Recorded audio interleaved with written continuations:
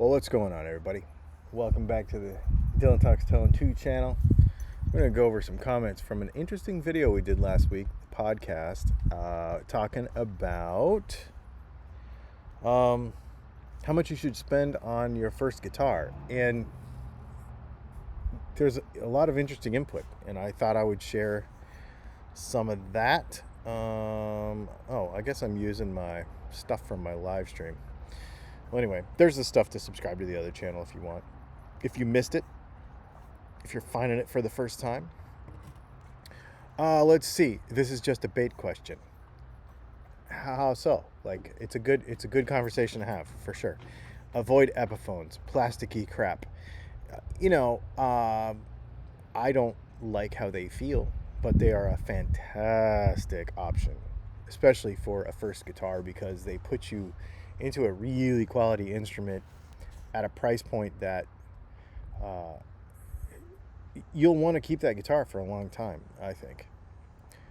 Talks about the history of the universe before giving an answer. Well, in that case, there's a couple things you can do. You can put ×2 or whatever on the video if you think I talk too slowly. If you think I add too many details, so the trick is, if we didn't share the background and the details, then people would be like, you need to be more specific. So maybe this video just wasn't for you. Maybe I'm not for you. It's totally fine. Let's see. Buy used. 5 of my 10 guitars were bought used. So I do not ever recommend that a new guitar player buys his first guitar used, because there's no path for customer service. There's no path for quality control. There's no path for any of that. And so I would never recommend that a first timer buy a used guitar. There's just too many variables. For those of you that buy used stuff, that there's kind of a skill in understanding what's good and what's not and all that kind of stuff. And I just wouldn't want to put that pressure on somebody who's new, because then again, thinking of things that take them away from actually just playing the guitar. If they are not sure if this guitar is good, or if it isn't good and they hate it, you've just taken them away from the hobby. How much should you spend on your first guitar? Simple. Enough to get a real American Stratocaster, Telecaster, or Gibson Les Paul or SG. Okay. The thing is that you could do that, and I agree. Obviously getting the real thing would be amazing. But with the price point of stuff now, that's tough for a lot of folks to make it as their first investment. I totally agree in principle, but at the same time, how would you,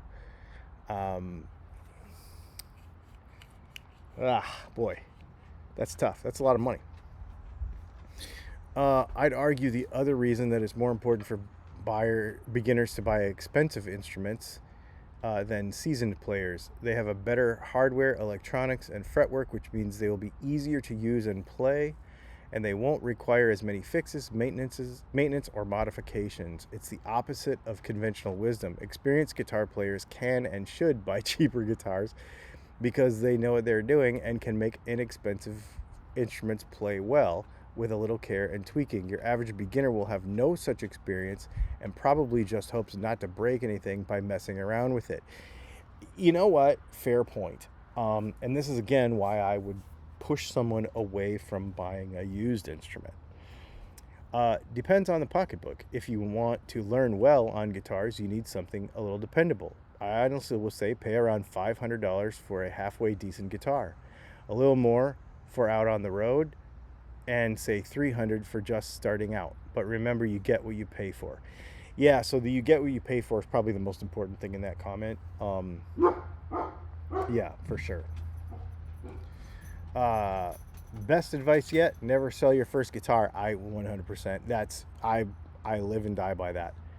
I agree with the sentiment of the best guitar you can afford. I find the premise of the question be really flawed, because honestly, having played quite a few guitars now, I'm no expert, but I've been around the block plenty.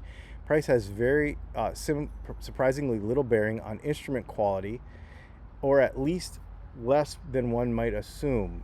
You would find it exceedingly difficult to purchase a genuine Les Paul for less than $1,000 and find many have tuning issues or, okay, so he goes on and on and on and on here.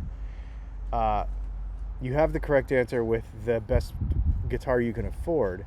It just should be known that the best guitar you can afford often isn't the most expensive guitar that you can afford. Well, that goes without saying. If you can actually go to a music store and try stuff, yeah, for sure. So here's the thing about this whole price versus quality thing. What I think this is, guitar players are so weird about this. So when you buy an instrument and you pay money for it from a legitimate company, not from some Chinese knockoff thing, okay, but from some legitimate company, then that gives you the license to hold them accountable. So quality control should never be a problem. Quality of an instrument should never be a problem at any price point as long as it's from a legitimate company and a good retailer. It should never be. It should be like anything else.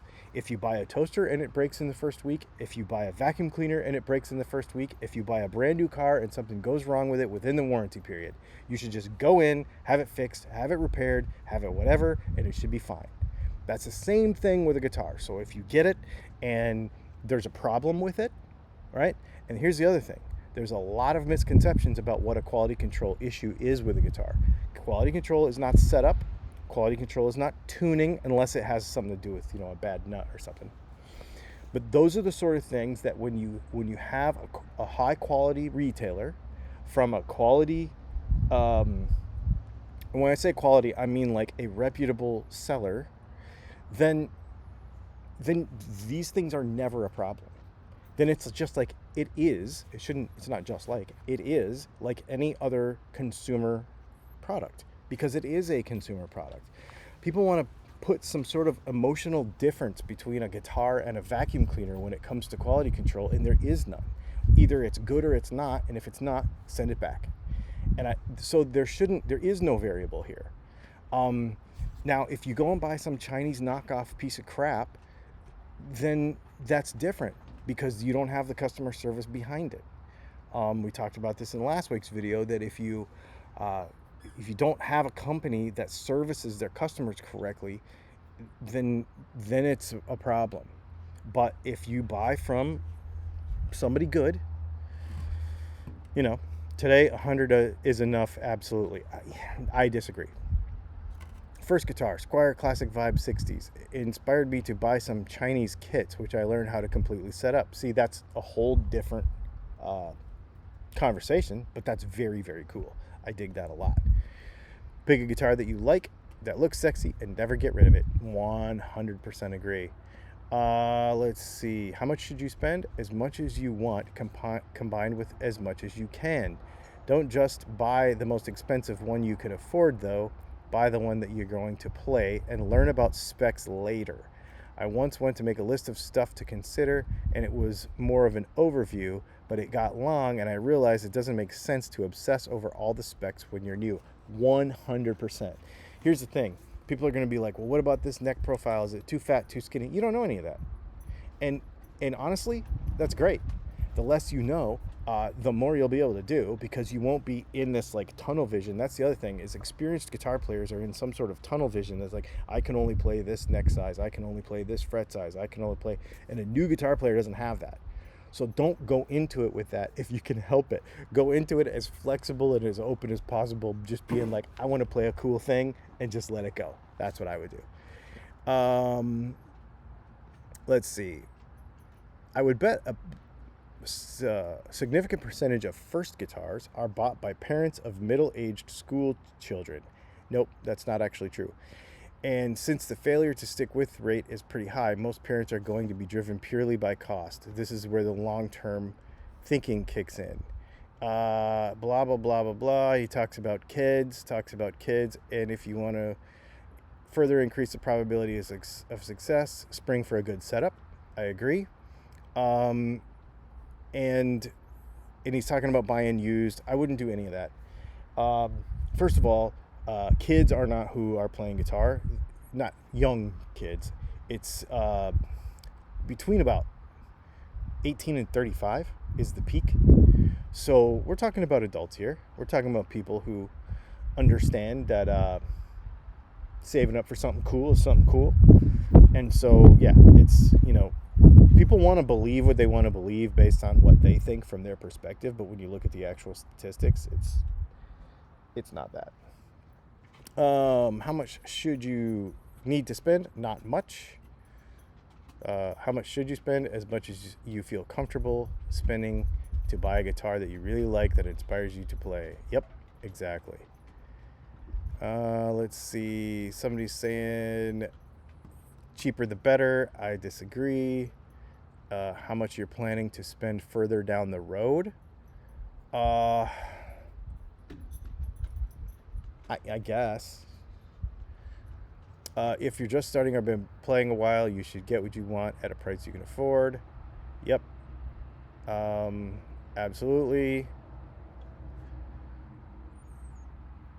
Mid-priced or higher, and a guitar that you like the looks of, I think you're more likely to learn to play guitar if you are truly invested and financially and emotionally in it and its appearance. Okay, so there you go.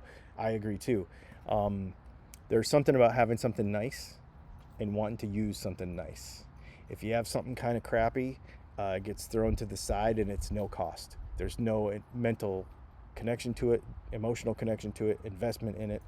But if you're like, I worked for this, I want to make sure that I use it, then it's, I think about that. It's why I wash my car, right? It costs a lot of money. I want to take care of it, and I want to use it, and I want to enjoy it. And it's the same thing with anything. It's the same thing with a guitar.